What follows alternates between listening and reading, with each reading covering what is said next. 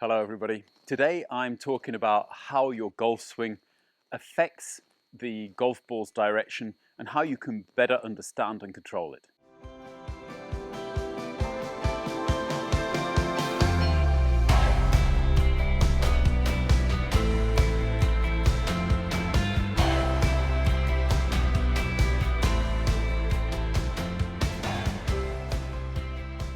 So when we're talking about the ball's direction, we're really only talking about two parameters: the face and the path.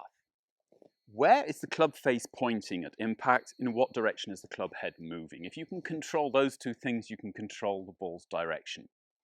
But obviously, everything you do in a golf swing will be influenced by these two, will influence these two parameters. So if you think of a golf swing a bit like a kind of a formula or even a recipe, what you're trying to do is to get the right ingredients to have a neutral golf swing or a neutral face and path. And that will give you a straight ball. Your golf ball will actually tell you if you've got a neutral movement by simply the shape that it flies. If the golf ball bends to the right, then the face is pointing right of the path at impact. And if it bends to the left, then it's pointing left of the path at impact. And everything you do in your golf swing will actually influence one or both of these factors. So if you think of it again as a cake you're baking and you want a neutral cake, you don't want it to be too sweet and you don't want it to be too sour, then getting a balance of ingredients in there will give you the perfect cake. And it's similar with a golf swing. I'm going to do some things in my golf swing which will cause the path to go to the outside, and I'm going to do some other things in my golf swing which will cause the path to go to the inside, and getting the combination of these things right means I get a neutral path. Similarly, with the club face, I'm going to do some things in my golf swing which will open the club face, and I'm going to do some things in the golf swing which will close the club face, and if I get a right balance in them, then I've got a neutral club face. And in many cases, I'm actually not wanting a neutral club face or a neutral path, depending on the kind of shot shape that I'm wanting to hit. But if you get a general understanding of the influence of different movements on face and on path, then you're going to be able, or better able, to actually kind of build and analyze your own golf swing. This week I'm just going to talk really about the downswing, simply because that's kind of the business end of the golf swing. But obviously the backswing has a great influence on how easy it is to deliver the golf club in a good path and with a neutral club face. So next time we'll talk a little bit about that. And what I'd like to do is not kind of score the different things, because there's not really a right and a wrong here, but just so that you can kind of balance up the kind of the pluses and minuses, not saying that plus is better than minus. What we're going to do is we're going to say that if the club face is moving to the target, that means it's not being changed, then you have a neutral or a zero score. If it's to the right, we're going to call that a plus, and if it's to the left, we're going to call that a minus. And similarly with the club path, if the club path is neutral, it's not been affected by the movement you're doing, that will get a zero score. And if the path is coming more from the inside, we'll call that a plus, and if it's coming more from the outside, we'll call that a minus. Before we even begin, the ball position is going to influence the path, simply because you're swinging the golf swing or the golf club around your body in a circular kind of a movement. It's going to have a deepest point in the swing. And if you look at from the front camera, this deepest point is going to be somewhere inside the lead foot, or just inside the lead foot. So a golf ball that, for instance, is in the middle of your stance, if you have a neutral swing, you will still have a positive path, because the club is swinging around this slightly tilted plane. So ball position can play a massive role on the path, and then indirectly on the ball flight and the direction the golf ball goes. So you've got to be aware of where is the ball relative to the deepest point, or the lead heel, and therefore a ball right of the lead heel, more to the center, is going to have a positive path, and left of the lead heel, more to the left, is going to have a negative path, talking from a right-handed golfer. I hope you're all staying with me here. I know it does get complicated sometimes. So we're going to just do the downswing today. And obviously the start of the downswing is very important. If you were to stand up at the start of the downswing, you are going to go negative, negative. That means you're going to be putting the club out away from you, which is going to cause a negative path. And you're going to a certain extent, you're going to close the club face. So standing up at the top of your backswing is going to have two negatives.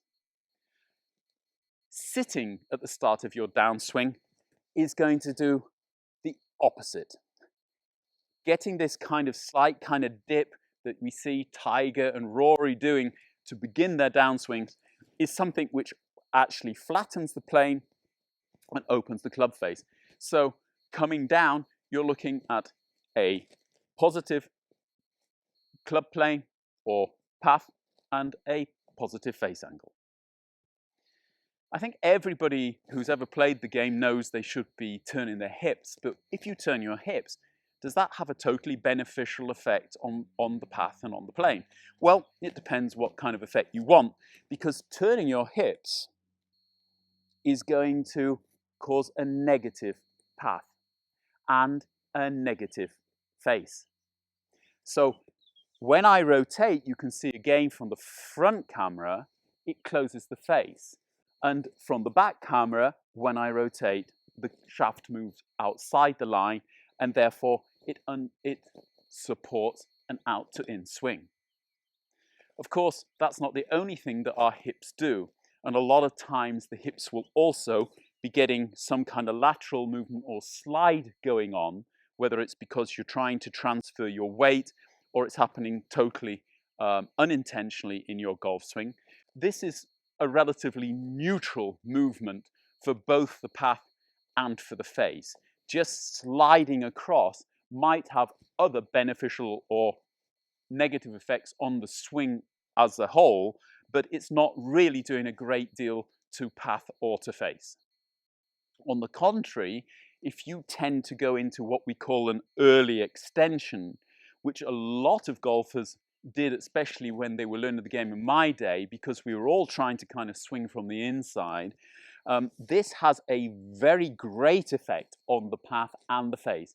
It will go positive on both, making the path more from the inside and opening the face. So that's basically the lower body done. And so we come to the upper body and the shoulder rotation. Obviously, the shoulder rotation is similar to the hip rotation. Rotating your shoulders is going to cause a certain amount of opening of the, or closing of the club face and coming from the outside relative to the target line. So minus, minus again. It is, however, dependent on how flat the rotation is in the shoulders. The steeper your shoulder rotation, the less that the club will actually move forward ahead of the line and the less it will come from the outside. And also the less the club face will close due to the shoulder rotation. So you can actually reduce the amount that you come from the outside and the club face closes simply by getting a steeper rotation and a slight change in spine angle, although I wouldn't recommend your spine angle being steeper than, say, 100 degrees to the shaft in the address position. When you actually look at the shoulder rotation, that's not all that the shoulders do, because what the shoulders do also is they tilt and bow. And this tilt and bow is, for me, has the biggest effect on the path, most certainly, and to a greater extent also the face, because it will pull the paths to the inside and it will open the face at the same time. Getting this kind of bowing going on, you can see that despite the hip rotation, the bowing is helping the golfer to keep the club head behind the target line, so to speak, and therefore on the inside. It is, however, causing an opening of the club face, and that is going to have to be compensated for somewhere else down the line. So your upper body is rotating and bowing, and if you haven't got upper body rotation or you haven't got upper body bow, then you can see why things would tend to come from the outside and rather than from the inside. Moving up to your arms, you have a number of things you can obviously do with the arms as a pair and also individually. So when we get to the top of the swing, I could just let the arms fall, and that might even be beneficial, this feeling of just simply free falling. And this free falling will have a very neutral effect on the club and on the face. So path and face stay neutral if I just let the arms fall. If, however, my lead arm becomes dominant and I'm pulling, then again, that is likely to change the path from the outside. And that is going to be supported if the trail arm starts straightening. That will also move the path to the outside. If I pull with the lead arm, it's going to have little effect on the face, however, and if anything, it might open the face a little bit, making that go positive, but the trail arm is most certainly going to help to close the face. So the trail arm is going negative on the path and on the face. Are you staying with me so far? I am glad, because we're moving down the arms to the wrists. And when we get to the wrists, we're talking again about probably the point which is the last compensation in the swing. If you've up to this point built too many negatives, then you're going to have to build a few pluses into your wrist movement in order to get the balance again. And similarly, if you're very much in the plus, you're going to have to build in a few minuses in order to get the club face closed in time to hit the golf ball. And this is what we're often seeing in not only amateur golf swings, but also professional golf swings, is a last minute correction just before they get to impact, which helps them to square up the club face and produce a relatively good shot, although they might have been actually struggling just before impact. The hands are extraordinarily quick and very good or clever about reacting quickly, and they can actually make a very nice cake out of what could have been a disaster. So how do they do this? Well, first of all, let's look at the most neutral movement that you're going to have in the downswing, and that is basically the unhinging of the wrists. It looks kind of vertical. We call this kind of an ulnar abduction, or that basically means that the wrist is bending down towards the bone down here, and it's not really changing. You can see the shaft or the face very much at all. On the contrary, if I were to allow, and we'll talk about the lead arm to actually bend, or the lead wrist to bend back, you can see that is going to have a massive effect on both the shaft and therefore the path and on the face. So you're going to get a very positive path and you're going to get a very negative face if you're doing this. So this is a bit of kind of the Dustin look that we all know and love. Or maybe we don't love it, but we know that it works. Similarly, if you were to cup the lead wrist, then that is going to open the club face, and it's also going to move the shaft to the outside. So any cupping of the wrist in the backswing or even in the downswing if possible, which could also be helped by the trail arm, for instance, is going to get you negative results on the path. Again, please don't take negative as negative. It's just a way of describing the swing mechanics to you. Because if you put all of these things together and you get a balance in them, then you've got a neutral golf swing, or you've got a neutral ball flight, more importantly. And that's what it's all about. And you don't ever really see totally neutral golf swings. There's always a balance. Someone will have more hip rotation. Because they have more hip rotation, they have to get more bowing or tilting in the upper body. Others might have less hip rotation, and therefore they're getting more lower arm rotation, which brings me to the final one, lower arm rotation. Your hips or wrists do not rotate. It's your lower arms that rotate. And your lower arms will not really have a great effect on the shaft or the path of the club, but they will have a massive effect on the face angle. And obviously you can rotate them clockwise, that will open the club face, and you can rotate them anti-clockwise, that will close the club face.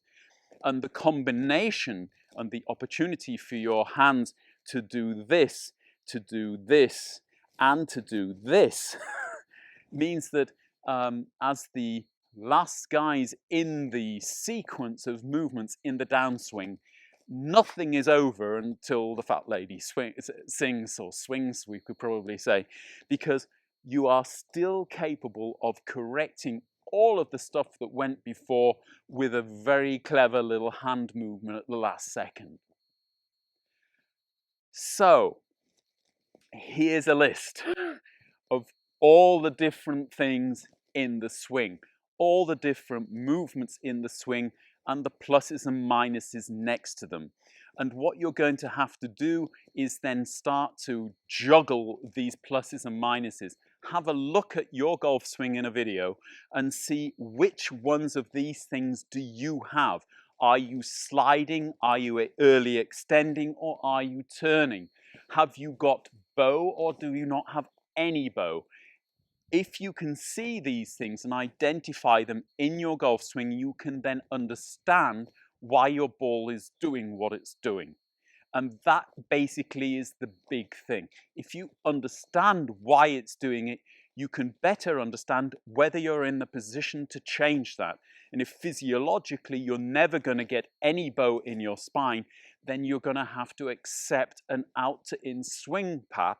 And the out to in swing path combined with a neutral or slightly open club face relative to the path means that you're going to get a slight kind of slicing or fading golf ball. But that, as I've said in the past, can be a good thing because you know what direction it's going to go.